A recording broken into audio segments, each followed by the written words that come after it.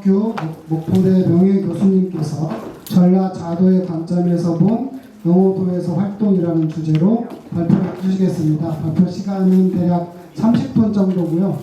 제가 한 3분 전에 나오면 잘 마무리해 주셨으면 합니다. 네, 발표를 시작하겠습니다.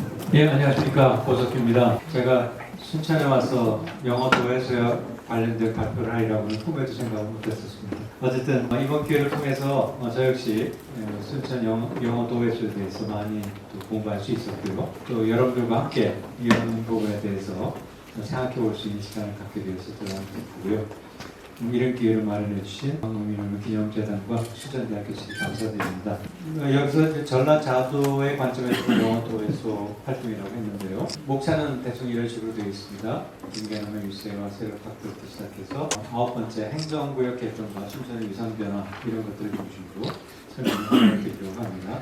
제가 이런 식의 구조를 짜게 된 목적이죠. 그래서 간단히 말씀드리면 영어 대접주는 김인배잖아요. 잘 아시다시피. 그리고 여기 계신 분들이 대충 영어도에서의 기본적인 활동에 대해서는 이해하고 계시라고 생각해서 영어도에서의 움직임에 대해서는 간단히 지나가도록 하고 우리가 좀 새롭게 봐야 할 점 또는 의미 있게 봐야 할 부분이 뭔가 하는 걸 중심으로 말씀드리려고 합니다. 전라북도 금구 출신인데요.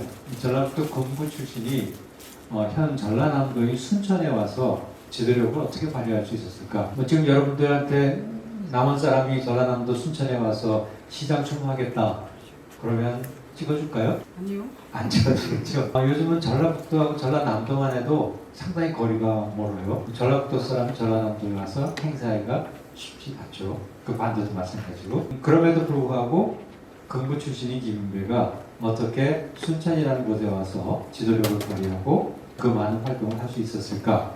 그것에 대한 답을 찾아보는 것이 첫 번째고요. 그러기 위해서 이제 전라남북도가 아닌 전라좌우도의 관점에서 바라다 보면 그 문제가 해결되지 않을까라는 생각을 해요. 그리고 이제 이런 관점에서 보다 보니까 당연히 김계남, 남원을 거점으로 했던 김계남과의 김인배의 관계가 중요한 관심사가 될 수밖에 없고요. 또 경항농민혁명 직후에 그 행정구역이 개편이 됩니다. 이게 굉장히 중요한 변화인데요. 그 동안에는 조선은 조선 8도 이렇게 얘기를 했지 않습니까? 근데 그 8도가 23부제로 개편이 됩니다. 비록 짧은 기간이었지만 한 1년 남짓 23부제가 운영이 되어 있고요. 그것이 다시 또 개편이 되는데 8도제로 돌아가는 게 아니고 13도제가 됩니다. 그래서 8도제에서 23도제 그리고 13도제로 개편되는 그 과정이 왜 저렇게 개편이 되면 그 개편 과정에서 남원과 순천의 관계는 어떻게 변했을까 하는 것을 살펴보고 거기에 동학농민혁명은 어떤 연관이 있을까 이런 점들을 한번 살펴보자고 했습니다. 그리고 영어도에서 활동 중 많은 부분이 일본과의 전투입니다. 거의 처음부터 끝까지 일본을 상대로 한 전투를 했고요. 물론 관군도 있었습니다만 주로 일본을 상대로 한 전투가 컸고 또 그들의 최종 목적지가 부산이었다라고 얘기를 하고 있습니다. 기존의 연구에서도 그렇고 사료에서도 그런 얘기 있습니다만 그래서 왜 이러한 그 부산을 목표로 한 그 대일본 전투의 비중이 컸던 점은 영어도에서의 특징으로서 무엇을 의미할까 이런 점을 한번 살펴보고자 했습니다.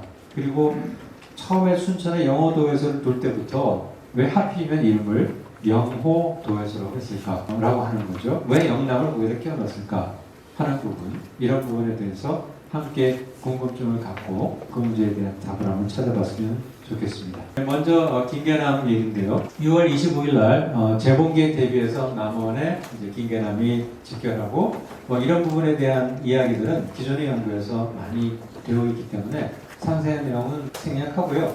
어쨌든 6월 25일 날 저기교에서 김계남이 남원에 들어와서 대략 7만여 명의 이상의 사람들이 거기에서 모여가지고 지방에서 일어난 우리나라 도적대 기세가 이렇게 거친 적은 없었다라고 할 만큼 커다란 모임이 형성이 됐습니다. 또 9월에 재봉기 전에 김계남은 전라좌도를 총괄하는 강대한 세력을 형성했고요. 기존의 기록들에 나타나는 것처럼 호남의 도적은 몇 개의 집단으로 나뉘는데 김계남은 우도 일대를 장악했고 이 우도 일대를 장악했고 전봉주는 좌도 일대를 장악했다라고 했는데 이건 잘못된 표현이고요. 그러니까 김계남은 전라 해령구역사는 좌도 일대를 장악했고 전봉주는 우도 일대를 장악했겠죠. 그리고 전봉주는 전라 우도로 호령하고 김계남은 수만의 남을 연구해서 전라 좌도를 통할했다. 이게 맞죠. 그래서 김계남은 전라 좌도를 통할하고 전라 우도는 전봉준이 했는데 이 좌도 우도의 기준은 서울 왕이 바라보는 기준으로 좌우를 나눕니다. 그러니까 왕이 바라볼 때 왼쪽이 오른쪽이 우도죠. 그러니까 전라 우수영 하면 해남에 있고 전라 좌수영 하면 여수에 있잖아요.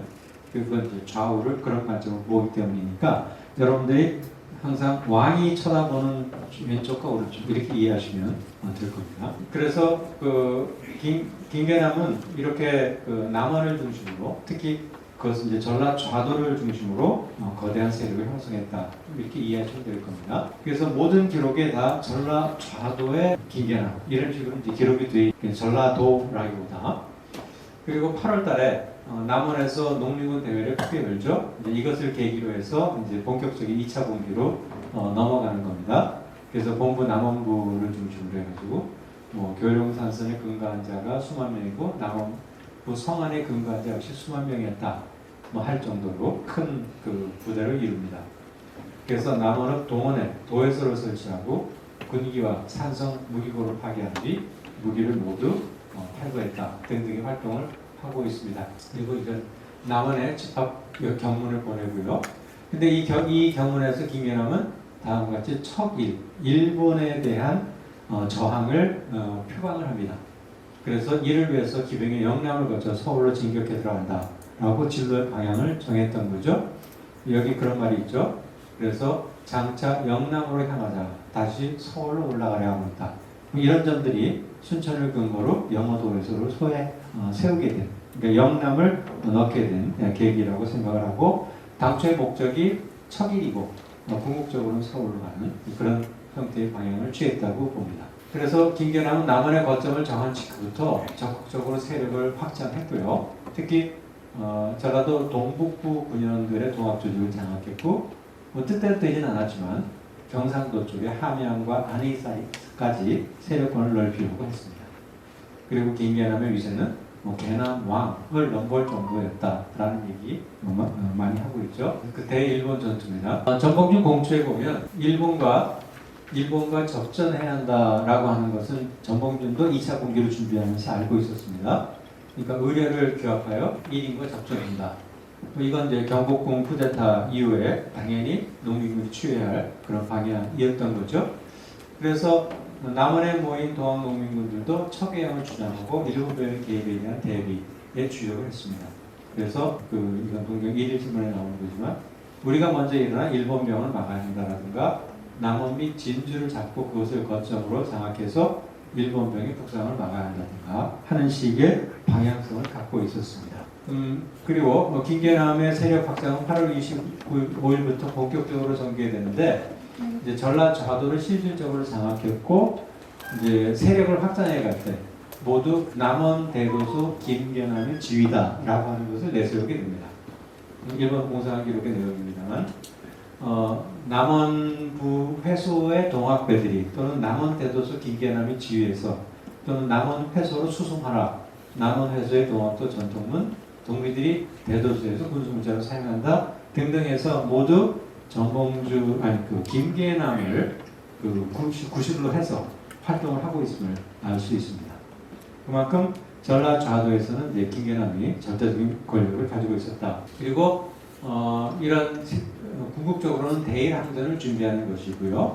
9월 8일 진주성을 점령한 김윤배와 진주 농민군이 춘경 대도소의 이름으로 방을 내걸고 여기서 이제 춘경이라는 말을 쓰고 있죠. 방을 내걸고 경상 우도 가극박촌의 대소 3인에게 외적과 그들의 산당을 통렬하자고 호소합니다. 경상 우도는 역시 마찬가지로 왕의 입장에서 볼 때 우도기 때문에 진주 하동 그쪽 편이 경상 우도에 속하겠죠. 그래서 김윤배의 하동 진주 진출의 목적이 단순히 세력 확대에만 있었던 것이 아니고 대일 항전을 위한 준비였다. 그래서 남원 통치기 김계남의 세력 확대는 대일 항전을 위한 세력 증대 및 항전 과정의 일부였다라고 볼 수 있습니다. 영어도에서의 설치와 조직인데요. 이 부분은 잘 알고 있는 내용이기 때문에 간단하게 넘어가겠습니다. 알다시피 광양 순천 쪽에는 1893년 동학 이전에 보훈치유에도 참석해서 기세가 높았고 가보년 초에도 순천에서의 밀란 분위기가 역력했을 만큼 이런 동학적인 분위기가 무르익었었다라는 얘기입니다. 그리고 이제 바로 6월 25일 김계남의 우리는 남원으로 들어갔고 이때 김인배는 순천으로 와서 순천에서 영어도회소를 설치했다라는 기록이 순무 선봉진 등록에 남아 있습니다. 근데 기록은 1895년 1월인데 기록 대상 시기는 6월입니다. 그래서 김인배는 본명은 용배구 봉서마을이고 김계남이 살던 지구실 마을과 산 하도를 두고 있다 등등해서 이 지역이 농민혁명군의 어떤 근거지 역할을 하는 지역들이라고 할 수 있습니다. 그래서 김계남은 순천의 전략적 가치를 파악한 후 6월 말에 김인배로 하여금 순천으로 내려가 영어 도회소를 설치해서 향후 활동의 교두보로 삼게 했습니다. 여기는 이제 그 관련 지도인데요. 이게 이제 전라북도 태인이 때입니다. 전봉준이 어렸을 때 살았던 곳, 전봉준의 서당, 김인배의 출생지 봉서마을, 김정명이 살던 곳, 김계남의 출생지에서 그야말로 걸어서 왔다 갔다 할 수 있을 그런 형태의 이 공간 속에 있습니다. 이들이 동학농민혁명의 집행부가 됐고 따라서 김계남과 김인배는 일찍이 밀접한 관련을 갖고 있었음을 알 수 있죠. 기존에 다 알려져 있는 얘기들입니다. 그래서 김인배는 6월 말 영어도에서 설치 이후 순천 일대를 장악했고 김인배와 정우윤이 그 지도부를 구성했고 또 영어도에서는 지리산 남부권을 장악했던 지역 특성 외에 섬진강을 건너서 하동, 진주에 이르는 경남 서부 지역으로 끊임없이 진출하고자 했고 최종 공격 목표도 부산에 있는 일본 세력이었다라고 하고 있습니다. 이건 1872년에 만들어진 전라도 당시에 고정시대 때 만들어진 지도인데요. 이게 순천 부지도거든요. 알다시피 당시에 여수는 순천에 속해 있었죠. 그래서 이 밑부분이 여수인데요. 이따가 좀 자세히 또 보겠습니다. 그리고 이 영해도에서 조직 구성인데 이것도 이미 잘 알려져 있는 구성 표고요. 전라 좌도 안에서의 상하도의 연계, 그러니까 남원과 순천과의 관계에 대해서 살펴보도록 하겠습니다. 조선 팔도제 하에서는 남북보다는 좌우의 구분이 일반적이었습니다. 전라는 당시에는 상하도라고 불렀는데요. 상도와 하도의 구분이 있었지만 그것보다는 좌도와 우도의 구분이 일반적이었습니다. 아까도 얘기했지만 전라 좌수용이 있고 전라 우수용이 있듯이 그런 형태의 좌우의 구분이 있었습니다. 그렇기 때문에 현재의 관점으로 보면 북도의 금구 출신이 남도에 와서 했다라고 보여지지만 당시로서는 같은 좌도 안에서의 활동이었다라고 이해하시면 된다는 거죠. 그래서 1896년 5월에 전라도가 남도와 북도로 나뉘고 그 후 100여 년의 세월이 흘러서 남도 북도가 아주 고정된 행정구역이 되어 있기 때문에 남원과 순천은 전혀 별개의 것으로 우리가 이해하기 쉽지만 조선시대 때는 그렇지 않았다라고 하는 점을 다시 한번 말씀을 드립니다. 그래서 영어 도회소의 활동을 제대로 이해하려면 전라 좌도의 관점에서 볼 필요가 있다라고 하는 점이고요. 이건 이제 호남지도인데요. 호남지도 때 잘 보이진 않겠습니다만 이게 호남 전도고요. 좌도 우도 합쳐놓은 거고 이게 전라 우도고 이게 전라 좌도입니다.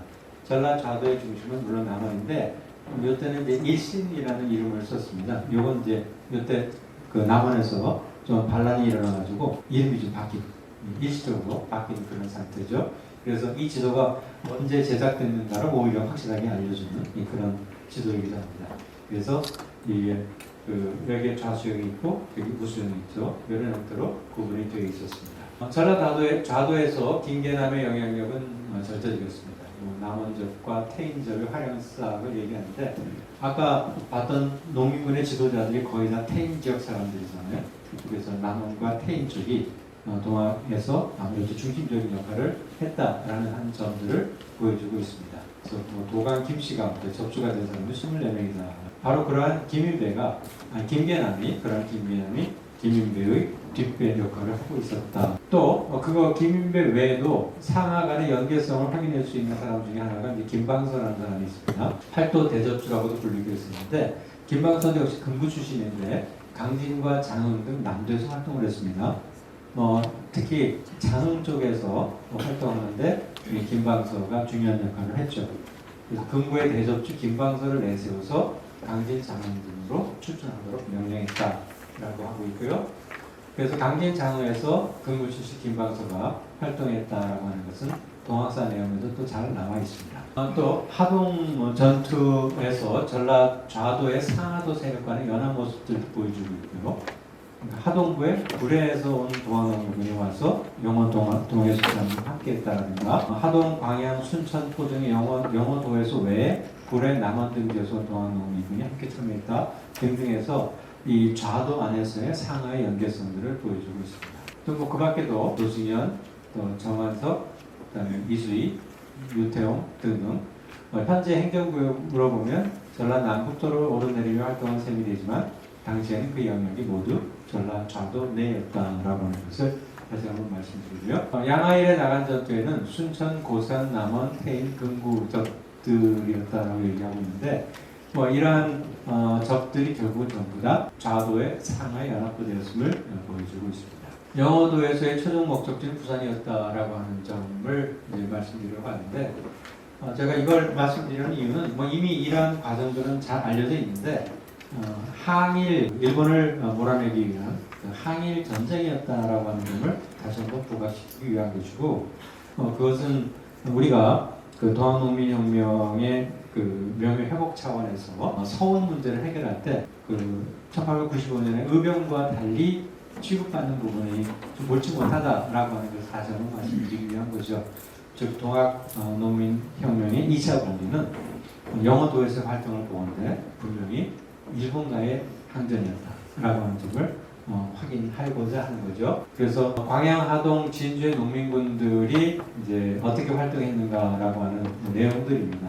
이건 일찍이 광양에도 또 하동에도 그리고 또 진주에도 농민군들이 이미 활동하고 있었음을 보여주는 기록들이 많이 나와 있습니다. 그리고 김인배 영어도에서가 6월에서 8월 사이에 지역 내 활동에 머물다가 이제 9월 1일 섬진강을 건너 하동 공격을 시작으로 부산을 목표로 한 본격적인 2차 공기 대일 항전에 돌입하게 됩니다. 그래서 이때가 이제 2차 공기의 시발점이 되는 거고 전국에서 최초로 일어나게 되는 2차 공기이고 그 대상이 대일 항전이었다라고 하는 점을 이 사료에서 보여주고 있습니다. 영해도 2차 공기는 영어도에서의 기병은 사실상 전국 최초로 이렇게 김인배가 흥양, 순천, 곤양의 동학농민을 이끌고 경상도 하동, 진주를 공격하면서 제기포를 개시하게 됩니다. 하동에서 진주로 이동하게 되는데요. 하동 전투에서 농민군이 일단 대승을 거두고 또 아까 얘기했던 것처럼 충경 대도서를 설치하고 영우의 각국에 사는 대소 3인에게라는 제목으로 외적들이 침범하고 있으니 복수로 국가에 보답하자라는 방문을 개시하게 됩니다. 그리고 진주로도 거의 무혈 입성하면서 진주까지 그 영역을 넓히게 되죠. 진주를 점령한 영어도에서는 창원, 김해, 남해, 통영 등지를 거쳐서 최종 목적지인 부산을 향할 계획을 세우죠. 이제 바로 이때부터 일본군들이 본격적으로 기입을 하게 됩니다. 진주의 동학당이 부산을 습격하러 이동한다고 일본군들은 파악했고 이에 맞서서 일본군대가 진주로 향하게 됩니다. 그래서 부산을 습격하려는 영어도에서 수천 명을 격퇴시키는 그것들 목표로 출범하게 됩니다. 여기는 이제 토포사 지석연도 일본군과 함께 연합작전을 수행합니다. 이 관군과 일본군이 조직적으로 이제 개입하게 되면서 특히 이제 그들의 화력과 조직력이 밀려서 이때부터는 농민군이 열세에 빠지게 되죠. 하동과 진주 전투에서 연패의 늪에 빠지게 되고요. 그래서 그 이후에 이제 마지막 전투로 전라 좌수영 공방전을 벌이게 됩니다. 이것도 잘 알려져 있지만 전라 좌수영은 9월에 예비 공방전이 있었지만 실패했고 이제 10월에 그 영어도에서뿐만 아니라 사실상 전국의 농민군이 좀 절박한 상황에 빠지게 됩니다. 그래서 호남에 있는 도적에 대해 말할 것 같으면 동쪽으로는 운봉이 맡기고 아래쪽으로는 하동이 두렵고 남쪽으로는 좌수영을 꺼림직하게 여겨 머뭇거리고 두려워하는 꼴이 이미 패망해서 달아날 조직이 능력했다고 하고 있습니다. 이거 아까 봤던 순천부 지도 중에 여수 부분만 좀 확대해서 본 겁니다. 좌수영이고요. 요 그림은 좌수영 진도, 좌수영 그 성지, 좌수영 지도입니다. 그다음에 전라 좌수영 공방전인데요. 이제 마지막으로 전라 좌수영을 두고 공방대를 벌이게 되고요. 여기에서 10월 24일과 26일에 영어도에서는 출정을 앞두고 이런 글을 좌수영에 보내고 또 좌수영에서는 또 이런 글로 답을 보냅니다. 그러니까 같이 한번 일본과 싸우자라는 얘기고 여기는 택도 없는 소리 하지 말아라 라는 그런 얘기고 그러면서 일단 글을 주고받으면서 화해와 항복을 권유합니다. 대대적으로 공격한 것은 11월 10일에 있었고요. 11월 12일 날씨가 매우 추운 관계로 결국은 1차 공격 실패하고요. 그 다음에 11월 20일 날 제2차 좌수영을 공격하는데 이때 또 농민군이 상당히 우세한 그 상황을 만듭니다. 좌수영을 포위하게 되죠. 그러자 김철규가 일본군에게 지원을 요청하면서 이제 역시 일본군이 본격적으로 개입하게 됩니다. 이 부분을 보면 조금 창피하기도 하고 얼굴이 부끄러워지는 부분이긴 합니다만 이제 충청, 전라, 경상, 상도, 수군에서도 홍남주를 비롯해서 전라 좌수자 김철규 그리고 다음에 나오는 전라 좌수인 백성들 모두 다 일본 쯔쿠바 함에게 제발 도와달라라는 이런 편지를 씁니다. 쯔쿠바 군함이 방금 본영 앞바다의 전박 중미로 임으로 구호 요행과 동학의 선배를 바란다. 그런 말 그대로 간절한 부탁을 하고 있습니다. 요건 이제 좌수영 백성 이름으로도 원조를 요청하는 거죠. 전라 좌수영 백성들은 목욕제기를 마치고 수없이 절을 드리며 피눈물로써 대일본 명함 대인종에게 글을 올립니다. 라고 하는 그런 편지를 그래서 특별히 파이 같은 덕을 베푸시고 모일만 더 기다렸다. 많은 백성들을 살게 해주시기 천만과 비옵니다. 이런 일본군의 참전으로 전세는 역전이 그리고 좌수사의 지원 요청을 받은 일본군은 때를 기다렸다듯이 농민의 진압에 앞장서게 되고 이후의 전투는 일본군이 주도하고 공세에서 수세를 바뀌면서 반년에 걸쳐 보호감리의 기술을 내걸었던 영어도에서 활동도 대전원에 막을 내리게 됩니다. 이제 12월 1일 요 때가 동학농민군의 전세가 급격히 기울 때죠. 그래서 전봉준과 김계남이 각각 1, 2일에 체포되고 그래서 전세가 역전되니까 반동학 활동들이 활발히 일어나게 되죠. 그래서 동기가 모여 있는 본부에 도에서를 소보수고 거기에 정영과 이름할 수 없는 문가 등 일행 모두 체포하는 그런 반동학 활동들이 활발하게 일어납니다. 그리고 12월 7일에는 김인배마저 체포되어서 죽게 되죠. 그래서 이때 영호 대접주라는 말을 쓰게 되는데 영호 대접주 전주부원의 김구선을 그리고 정하덕 등이 표수되었다. 그리고 이후에 일본군은 학살에 가까운 만행을 저지르고 광양으로 들어오고 순천까지 이어지면서 산발적인 전투가 이어지는데 말 그대로 대대적인 학살을 하게 됩니다. 다음에 이제 행정구역 개편과 순천이 위상되는데요. 아까 말씀드렸던 것처럼 1895년 5월 23부제로 급격하게 개편됩니다. 그러니까 동학농민전쟁이 이제 거의 마무리되는 시점에서 개편이 되는데 이 개편에 대한 논의는 물론 1년 전부터 시작이 됩니다. 갑오개혁부터 시작되는 거죠.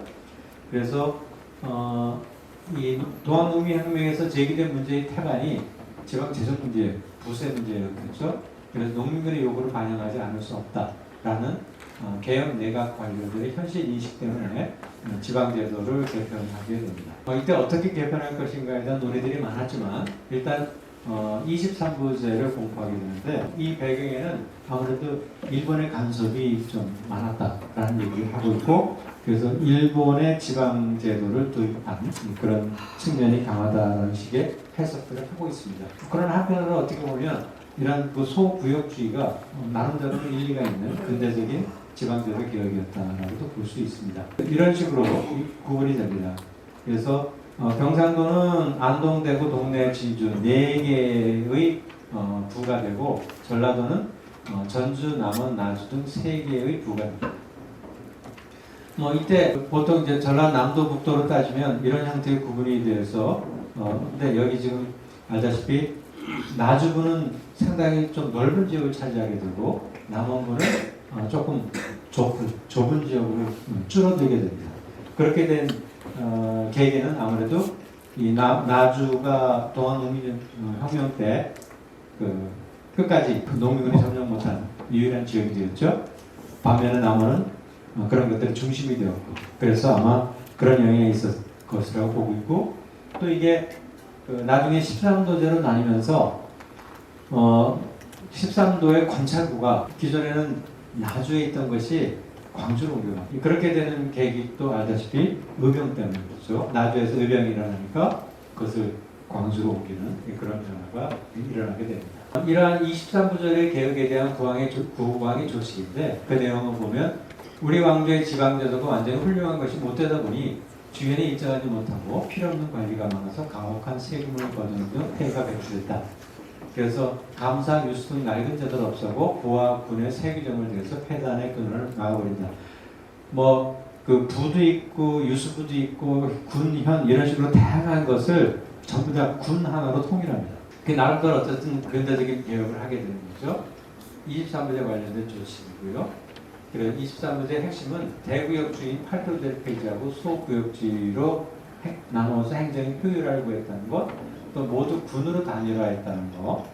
그런데 23부제는 실행기간이 약 14개월에 불과했고 군을 줄이는 계획과 실행에 이루지 못하는 등 여러 가지 한계가 있었습니다. 그럼에도 불구하고 나름대로 의미 있는 계열이긴 하죠.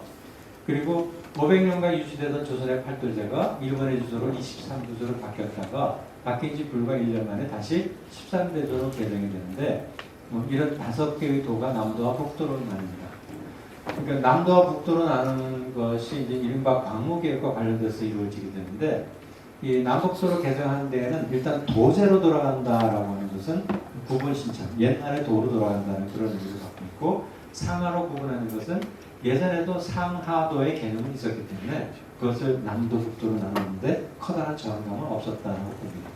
또 그렇게 되는 데는 이 23부제로 하다 보니까 이 재정상의 격차가 크다, 부가 있다 해서 세수가 불균등한 까닭에 이를 개선하기 위해서 기존의 좌우도 구분보다는 남북도로 구분하는 것이 타당하다고 판단했던 것으로 보입니다. 이건 지방제도 개정은 처음이서고요. 23부제는 이렇게 되어 있었고 이것을 이렇게 13도제로 바꿉니다. 행정구역 개편하면서 순천의 위상이 어떻게 변화되냐 하면 23부제 때 전라도는 이제 3분대죠.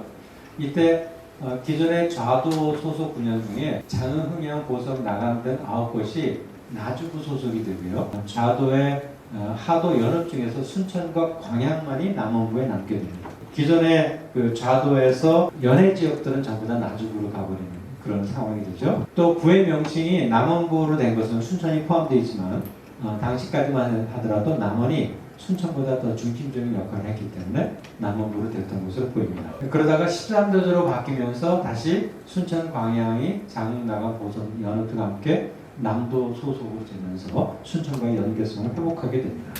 지금 이런 식으로 전주, 남원, 나주구로 나눴던 것이 남도와 북도로 나뉘어지게 되는 거죠. 이제 이렇게 나눌 때 그 좌도와 우도의 특징적인 차이가 뭘까라고 하는 것을 보다가 이 호남청 사례라고 하는 게 있습니다. 대동법 상설 과정을 기록하고 있는 건데요.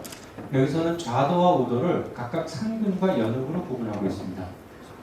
산군이라고 하는 것은 이제 당시에 대동세를 낼 때 포로 내는 곳을 말하고 연구는 쌀로 내는 곳을 말하는데, 그러니까 농토가 많은 곳, 그 논이 많은 곳은 연읍이고 밭이 많은 곳은 산군이죠. 그렇게 되면 대개 전라 좌도가 산군이 많고 전라 우도가 연읍이 많게 됩니다. 그래서 그런 형태의 특징으로 나뉘어지게 되고 그렇게 나누다 보니까 아무래도 연합적인 성격을 갖는 순천보다는 적인 성격이 강한 남원이 좌도의 중심이 되었을 가능성이 높았다고 보여지는 거죠. 이건 이제 관련된 그 호남청 사례에 해당 부분들입니다. 자세한 설명은 생략하도록 하고요. 한편 지금 보통 그 전남 동부 육군이라고 불리는 곳은 순천을 중심으로 여수, 광양, 보성, 고성, 구례를 통칭하는데 이 동부 육군 권역이 한때 나주와 남원부로 나뉘었다가 남북으로 나뉘는 13도제 때 모두 남도에 속하게 되면서 좌도의 하도로서 예전과 같은 경제권을 이루게 됩니다. 그래서 이 순천권은 서쪽의 연해 지역으로 그 권역을 넓혀가게 되고 동부 연해 지역의 하나의 권역으로 연결될 수 있었던 계기는 동학에서고 또 그 권역이 바로 영어도에서의 활동 영역과 겹친다라고 봅니다. 그리고 한편 전라 자수영의 기본적인 영역도 순천 나간근 흔히 말하는 오관 오포라고 하는데 바로 이 지역이 순천구의 관할 영역하고도 일치하게 됩니다. 그래서 동부 육군의 중심은 순천이 되고 이러한 것들이 일제강점기에도 순천을 중심으로 한 전남 동부 지역 권역으로 많은 대일 항전, 그러니까 독립운동 등이 이렇게 전개되었다라고 하는 것도 주목할 부분 중에 하나입니다. 예, 마무리하겠습니다. 앞에서 모두에서 말씀드렸던 것처럼 그 동학농민군의 2차 봉기와 일제 침략에 대한 항쟁 이물점을 하고자 했고요. 일본을 상대로 한 최초의 본격적인 출병이 영어도에서의 몫이었다. 그래서 항일 전쟁을 위해 최초로 출전한 농민군은 전남 동부 지역 영어도에서였고 이것을 가능할 수 있게 했던 것은 6월 8월 사이에 세계적인 영어도에서 운영을 통해 축적한 기반이었다. 그래서 영호를 아우르면서 대일본 항전에 성공했었다라고 하는 점 의미가 있고요. 또 영어도에서 활동은 남한에서 벗어나 순천을 중심으로 동부 육군의 권역을 이루게 되는 계기가 되었다. 그래서 지방조직 개편과 관련해서 살펴봤고요. 이 좌도의 상하로 이어지는 김계남의 위세와 상하의 실질적 동조가 있었기 때문에 김계남의 활동이 가능했다. 그리고 이어서 행정구역 개편에 나타난 동학자주를 살피면서 남도 동부 연해 지역을 따라서 순천이 권역의 중심적 지위에 올라서게 되는 거죠. 그러니까 남원과는 이제 결별하게 되는 거죠. 그런 과정으로 확인할 수 있었습니다. 이상으로 마치겠습니다. 감사합니다. 네, 감사합니다. 전라 좌도의 관점에서 영어도에서의 활동을 새롭게 짚어주셨고요. 또 행정구역 개편과 관련해서도 앞으로 연구의 어떤 방향을 제시해주는 생각이 듭니다. 고석규 교수님께 다시 한번 큰 박수 부탁드리겠습니다.